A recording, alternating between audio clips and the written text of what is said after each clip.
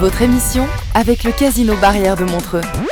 Provoquez la chance au Casino Barrière de Montreux. 365 jours par an. casinomontreux.ch. Ah ouais. Donc j'ai une attache pour nos voisins romains. On appelle ça l'escroquerie, c'est mon métier. Je suis en bonne compagnie avec ça. Énorme. Je suis Comore, vendeur de drogue. Il y a Philippe Morax qui arrive dans votre grève. C'est ce... Ça va donner de la peine. presque me faire oublier qu'il est 7h. L'invité du matin. Nous sommes le jeudi 2 mai et en Suisse, un changement radical se produit côté météo aujourd'hui avec une transition brusque et des températures qui vont changer ainsi que l'ambiance. Après avoir traversé une période hivernale, maussade, le pays a récemment profité de journées ensoleillées et chaudes avec des températures atteignant jusqu'à 25 degrés. Cette montée temporaire des températures a laissé place à des conditions beaucoup plus fraîches. Cette fluctuation remet en question la pertinence des seins de glace, traditionnellement considérés comme la référence pour éviter les gelées tardives entre le 10 et le 15 mai. On vérifiera mes dires dans quelques instants avec mon invité. L'évolution actuelle de la météo soulève des doutes sur l'exactitude de ces anciennes coutumes agricoles et suscite des préoccupations quant à l'augmentation potentielle des gelées tardives. Un hiver qui a été particulièrement doux, qui a sans doute accentué le risque d'un printemps clément. Parallèlement et récemment, une tempête de poussière du Sahara a entraîné une forte dégradation de la qualité de l'air, causant des problèmes respiratoires à nombreuses personnes. D'ailleurs, certains experts suggèrent qu'elle pourrait devenir plus fréquente et plus grave à l'avenir. Cette situation soulève donc des questions sur ce qui se passe dans nos cieux et suscite des interrogations sur la nature des étés à venir. Pour répondre à toutes ces questions, il y en a pas mal, j'ai invité un spécialiste de Météo News, le spécialiste de Météo News, le directeur de Météo News, c'est Frédéric Glasset. Bonjour Frédéric. Bonjour Philippe. Ça va, vous avez noté toutes les questions qu'il y a à J'essaie de mémoire, on va prendre l'un après l'autre. Merci d'être là Frédéric pour nous parler de la pluie et du beau temps. Vous le faites tellement bien. Quand même un peu des inquiétudes en ce moment. C'est un petit peu les montagnes russes, hein, la météo. Ça tout fout le camp, quoi. Alors, tout fout le camp, non, parce que le mois d'avril est réputé pour être assez variable. Mais là, c'est vrai que cette année, on est passé d'un extrême à l'autre. Sur la première quinzaine, on battait des records de chaleur. On se souvient, ça nous paraît loin, 28,3 degrés à Genève. Incroyable. C'était le 12 ou le 13. Et puis, de ce gros extrême de forte chaleur, on a passé sur un extrême de froid, avec le retour de giboulées, de neige à basse altitude, de températures très froides.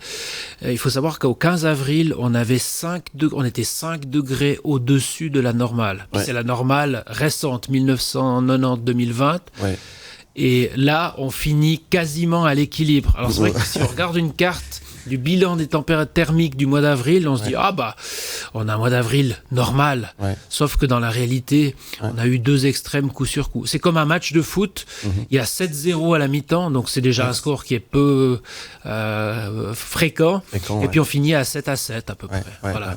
Pour montrer un peu le... Mais c'est un peu compliqué. Alors on a entendu beaucoup, notamment les vignerons, qui ont eu quelques craintes, et pour les bonnes raisons, avec des gelées matinales tout d'un coup. Ce qui se passe, c'est que la nature s'était un peu réveillée. Elle a cru que c'était le moment de venir, et puis juste derrière, bam, ça arrive. Ça, c'est quoi, les seins de glace qui ont de l'avance, quand on parle de ces seins de glace, ou c'est encore autre chose? Non, alors je dirais que simplement, il faut bien comprendre qu'avec un climat qui se réchauffe, on pourrait penser que il fera de plus en plus chaud, donc on aura moins en moins de soucis de gelée. Ce qui est totalement faux. Je dirais au contraire, ça veut dire que les saisons, le printemps, on va dire la douceur arrive plus vite. La nature, d'une fois qu'elle est partie, elle revient plus en arrière, part plus vite, et donc la période d'exposition à ce risque va être de plus en plus longue. Voilà. C'est pour ça que quelque part, oui, effectivement, les seins de glace, entre le 10 et 15 mai, si on voulait les adapter au changement climatique, il faudrait les avancer un petit peu dans la saison, de ce point de vue-là, quoi. Bon, c'est un peu bizarre. Il se passe quand même des choses, c'est parce qu'on n'a pas l'habitude, peut-être que vous avez plus de recul par rapport à cette météo. C'est vrai que la pluie et le beau temps, ça agit sur le moral des gens. Hein. Quand même aujourd'hui, on a quand même un petit peu marre. On se dit, il vient ce printemps ou quoi? Il n'arrive pas. Quand il arrive, il y a un nuage plein de sable qui nous arrive aussi sur le coin du nez. Ça aussi, c'est un phénomène qui n'est pas tout à fait nouveau, mais qui s'accentue. Hein. Bon, alors, En tout cas, ce qui est certain, c'est qu'on en parle beaucoup plus de ces sables du Sahara. Ça fait pas longtemps qu'on peut les monitorer et les prévoir avec justement des modèles qui intègrent aussi ces particules-là.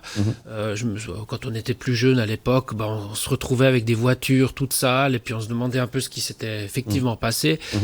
C'est vrai que ces situations qui amènent ces sables du Sahara, c'est des situations où on a des flux d'altitude qui remontent du sud. Alors, est-ce que ça arrive plus fréquemment? C'est vrai que ces dernières années, on a eu pas mal de ces situations-là, mais on voit aussi que elles peuvent vite être remplacées par des situations qui arrivent plein nord, et puis avec une chute monstrueuse de température. Mais c'est vrai que les contrastes, c'est le printemps, sont assez importants. Pas plus tard qu'hier, il faisait 25 degrés à Zurich sous le soleil. Incroyable. Et puis il faisait 12 degrés à Vevey, sous ces nuages et notamment avec ces particules. Voilà, c'est vrai que quand on a ces particules en nombre dans l'atmosphère, le rayonnement solaire est un peu impacté, donc du coup les températures ont de la peine à monter, quoi. C'est plus intense qu'avant quand même? Alors, c'est difficile à dire parce qu'avant on les monitorait pas de manière ciblée. Maintenant, est-ce qu'on a plus de situations qui viennent du sud? Peut-être un petit peu plus, mais c'est pas non plus quelque chose de transcendant. Je me rappelle, on nous disait qu'on avait de moins en moins de situations d'ouest. J'étais venu justement en plateau et puis on a eu un mois d'octobre, novembre, décembre, on a eu un cortège pendant presque 3 mois de perturbations océaniques, alors que c'est vrai qu'on n'en avait plus beaucoup ces derniers temps, quoi. Donc finalement, il n'y a rien de... Enfin, ce qui se passe maintenant, c'est finalement assez normal. Alors, c'est normal, sauf que là, on voit quand même que les extrêmes sont plus extrêmes. Voilà. Mais c'est vrai qu'on a plutôt tendance à battre des records de température, si on parle des températures, plutôt de battre des records de chaud que des records de froid. Mais le réchauffement climatique global n'empêchera jamais d'avoir des périodes qui sont par moments très froides ou peut-être un record de froid qui pourrait être battu ici ou là. On a vu quand on a battu certains records de chaleur pour le mois d'avril à Genève, ils pour certains remontaient au début du XXe siècle. Donc il y avait presque 100 ans d'ancienneté. Contrairement, on pense que tous les records ont été battus ces 20 dernières années. C'est pas forcément le cas. D'accord. Est-ce qu'on va pouvoir faire ce qui nous plaît? Il est bizarre. C'est le dicton, hein. Ça va pas du tout. Ouais, alors on va faire ce qui plaît. Mais c'est vrai que la météo de mai est pas formidable, en tout cas sur ces prochains jours. Maintenant, il faut pas tout voir en noir non plus. On a de la pluie, c'est pas forcément une mauvaise nouvelle. Effectivement. D'une part, on a beaucoup de neige en montagne, qui est pas forcément une mauvaise nouvelle non plus. Elle est venue tard, hein. Alors, elle est venue tôt et tard. Et une période au milieu, il n'y avait plus grand-chose. Enfin, en haute montagne, il y avait quand même pas mal. Mais c'est plutôt une bonne nouvelle, on va dire, sur l'aspect glacier, parce que les glaciers ne fondent pas tant qu'on a encore de la neige sur les glaciers. Et c'est vrai que partir ou débuter l'été avec un fort enneigement en haute montagne, quelque part, pour la perspective seule des glaciers, c'est plutôt une bonne nouvelle, de ce point de vue-là. D'accord. Donc, et là, j'annonçais en début de chronique que ça allait un petit peu changer, là. Pour aujourd'hui, vous confirmez, Frédéric, il va y avoir un changement par rapport à hier? Oui, alors hier, c'est encore relativement sec. Il y avait du feu dans Valais, localement jusqu'à 25 degrés. Aujourd'hui, la pluie s'installe partout. La limite de la neige, puisqu'il faut en reparler. On va retourner skier. Hein. Ouais, c'est vrai que les conditions pourraient être localement assez impressionnantes, assez bonnes. Non, la limite de la neige redescend vers 1500 mètres d'altitude. Donc ça, c'est pas une anomalie, on va dire, même début mai. Et puis ensuite, on garde un temps. Il n'y a pas d'anticyclone, donc du coup, c'est les dépressions qui vont un peu prédominer ces prochains jours. Mais on aura un temps variable avec quelques averses, aussi un peu de soleil. Il fera pas très chaud, mais on peut pas dire non plus qu'il fasse trop froid. On est vraiment à peu près dans la normale, voire légèrement en dessous. Et puis ça devrait s'améliorer à partir du milieu de la semaine prochaine. Mais avec, il y a toujours un avec oui, il y a toujours un mais, avec un peu de bise. Voilà. Mais si la bise, ça veut dire que c'est pour le beau, ça. Alors c'est justement, voilà, la bise a aussi son côté positif, c'est qu'elle amène un peu de stabilité.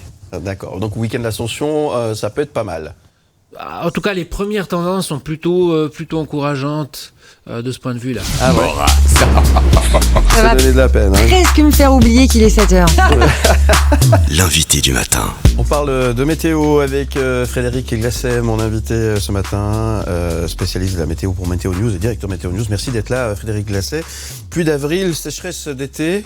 Ces dictons, vous les connaissez. Est-ce que c'est encore valable, ces petites phrases? On parlait du messager boiteux, toutes ces dictons qui étaient des dictons qui étaient tenus par les paysans notamment. Hein. Principalement par les paysans. Ouais.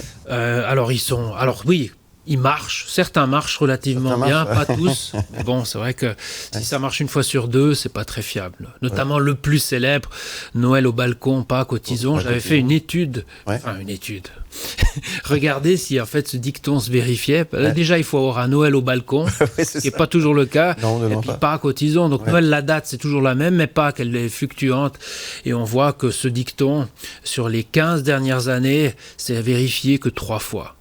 Pour avoir les deux, voilà. Donc, le balcon et le tison. Ouais, donc non, mais certains sont beaucoup plus justes, marchent beaucoup mieux que d'autres. Puis il ne faut pas oublier que ces dictons, c'est des dictons aussi dans le langage francophone, donc ils doivent être valables pour le sud de la France, pour la Belgique, pour la Suisse, avec des climats qui sont totalement différents, quoi. C'est pour ça qu'il faut prendre un peu de recul aussi par rapport à ces dictons-là, quoi. J'en ai un pour le mois de mai encore. Hein. Brouillard de mai, chaleur de juin, amène la moisson à point. Brouillard de mai, chaleur de juin, ok. Donc brouillard de juin, mai, humide, ok. Ensuite en juin il fait beau et sec, donc oui c'est plutôt bon pour plutôt bon pour les moissons. Juin froid et pluvieux, Toulon sera grincheux. Difficile à dire.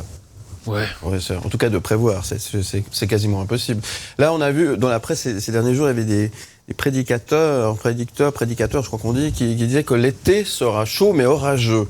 Est-ce qu'on peut faire des prévisions sur des mois à l'avance? On peut tout faire. On peut tout faire, mais est-ce que c'est valable? Alors oui, ça marche. Alors, c'est basé que sur 2 paramètres. Ouais. Comme je dis à chaque fois, c'est fait avec sérieux, mais c'est pas d'une extrême fiabilité. Ouais, ça, ouais. Il s'avère quand même, j'ai un collègue à Météo News qui le fait, donc qui réactualise tout ça chaque mois. Et c'est vrai que pour cet été, le mois de juin, donc premier mois de l'été, a quand même une tendance orageuse avec au niveau des températures plutôt quelque chose de normal. Par contre, et ça fait maintenant plusieurs mois que ça se confirme, juillet et août sont plutôt chauds et secs. Chaud et sec, ouais. Donc là, on rejoint un petit peu, on va dire, ce que le changement climatique doit nous apporter, à savoir des étés de plus en plus chauds et de plus en plus secs. Donc cette tendance-là pour cet été se confirme et ça fait maintenant plusieurs mois que cette tendance se confirme. Ça ne veut pas forcément dire qu'il fera beau et chaud du 1er juillet au 31 août, mais globalement sur cette tendance... Les modèles qui laissent entendre... Les modèles en fait sont relativement simples pour ces longues échéances. On check simplement s'il y a des anomalies de température par rapport au normal, plus ou moins en dessus ou en dessous, et puis des anomalies de précipitation, si on a plus ou moins de précipitation. Voilà. Donc, ils ne vous permettent pas de savoir quel temps il fera le 8 juillet, quel temps il fera au Montreux Jazz, à Paléo, etc. Mais par contre... Il est dans mes pensées. Hein. Une tendance globale pour l'ensemble de ces 2 mois. Ouais. C'est pour ça que si effectivement on va vivre 2 mois, juillet-août, très beau et surtout très chaud, tout ce qu'on peut prendre, entre guillemets, maintenant en termes de précipitation, etc., il faut plutôt le voir de manière positive. C'est bon augure. Sachant que de plus en plus souvent, on a des problèmes d'eau, d'eau potable, notamment pendant l'été, sur certaines régions, quoi. Ouais. Donc, voilà. Ça aussi, c'est important de le rappeler. Hein. C'est vrai que quand il pleut, on dit qu'il fait mauvais temps, mais la pluie, on en a besoin. C'est hyper important. Hein. Il faut prendre quand elle vient. Voilà, il fait mauvais temps chez nous, mais dans d'autres pays du monde, au Proche-Orient notamment, le mauvais temps n'est jamais associé à la pluie. Ces différences de température, là, en ce moment, ça inquiète un petit peu quand même la population. Qu'est-ce que le spécialiste de la météo peut peut-être répondre à ça? Est-ce qu'il faut s'inquiéter? Est-ce que c'est normal? De toute façon, on n'a pas le choix, hein, on va vivre avec. Hein. Alors, au printemps, la variabilité, c'est la norme. Voilà. Donc le printemps, en fait, dans la réalité, on aurait 2 saisons, une saison chaude, une saison froide. Ouais. Alors la saison froide est de moins en moins froide, la saison chaude est de plus en plus chaude, et puis il y a justement ces saisons de transition que sont le printemps et l'automne, où justement au gré des masses d'air on bascule vers le chaud, vers le froid. Pourquoi c'est le cas notamment au printemps? C'est parce qu'au printemps, quand on a des masses d'air qui viennent du sud, en droite ligne d'Afrique du Nord, c'est des régions qui sont déjà très chaudes au mois d'avril, au mois de mai. Alors qu'à l'inverse, quand on a des situations qui nous viennent du nord, ces fameux temps de giboulée, ça vient les masses d'air viennent des régions polaires qui sont encore à cette période de l'année très froides. C'est pour ça que suivant l'influence de l'une ou de l'autre, les températures peuvent être très très rapidement contrastées chez nous en l'espace de quelques jours. Mais disons, cette variabilité-là, c'est une constante qu'on a au printemps. C'est vrai qu'après, c'est un peu le tiercé dans le désordre. C'est jamais chaque année qui suivent dans le même ordre. Et c'est vrai que quelque part, on préférerait avoir plutôt le froid qui persiste en mars, et puis que le chaud s'installe et qu'il ne soit plus entrecoupé par de périodes froides. Mais bon, ça, c'est entre ce qu'on veut et ce qu'on a, c'est pas tout à fait la même chose. C'est clair. Pour celles et ceux qui aiment jardiner, il faut qu'ils attendent que les saints de glace soient passés. Qu'est-ce que vous préconisez, Frédéric Glasset? C'est vrai que là, les saints de glace, c'est dans quelques jours. Les premières tendances qu'on a, apparemment en tout cas, on ne voit pas on va dire de coups de froid pour cette période de saint de glace. En l'état, ça peut encore bouger, mais je pense que cette année on pourrait y échapper. Donc je dirais que on peut voir cette période, cette année en tout cas, de manière assez sereine. Cela étant, c'est pas parce que les saints de glace sont passés qu'on n'a plus de retour de froid. Justement. Quand ils passent, en général, il y en a, mais ils sont moins impactants parce que le sol s'est réchauffé, etc. Moi, j'ai pas encore changé mes pneus, si jamais. Moi non plus. J'attends toujours les saints de glace. Alors là, bien m'en a pris, puisque la semaine dernière, on avait des conditions hivernales. Mais c'est vrai que maintenant, je me dis, je crois que c'est bientôt le moment de le faire. Le plus dur ou le plus gros est passé, apparemment. Il y a des années sans saint de glace. Ça est arrivé où le phénomène ne s'est pas produit. Oui, bien sûr. Alors de nouveau, je pense qu'on a plus d'années où ce phénomène ne se produit pas durant la période des saints de glace.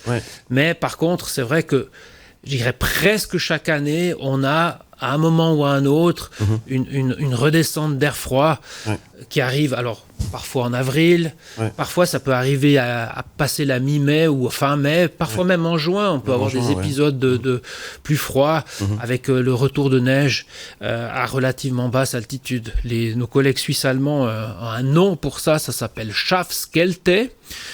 Schafskälte, voilà, qui veut dire, traduit littéralement froid de mouton, parce que c'est la période où on tond les moutons, et puis ils sont tondus, puis tout d'un coup arrive le froid, et puis c'est pas très agréable. Mais c'est pour ça qu'on appelle Schafskälte. Voilà. On a appris encore un truc ce matin grâce à vous, Frédéric. C'est très bien. Mais comme la neige va certainement tomber là, c'est ce week-end, entre aujourd'hui et demain, on peut penser que le froid, c'est pas totalement terminé. Oui, alors pas en dessous de 1500 mètres d'altitude. Ça va. On va dire que début mai, des chutes de neige à 1500 ou au-dessus, c'est pas si anormal que ça. De toute façon, on parle pas de giboulée jusqu'en plaine sur cet épisode-là. Et puis c'est juste entre aujourd'hui et demain. Ensuite, les températures vont progressivement remonter lentement, mais sûrement, quoi. Bon, il fera beau pour le week-end de l'Ascension, on l'espère. En tout cas, les conditions seront meilleures avec un peu de bise, on l'a dit. Donc voilà, c'est très bien. Vous pourrez peut-être profiter un peu d'aller faire des balades de votre terrasse, etc., etc.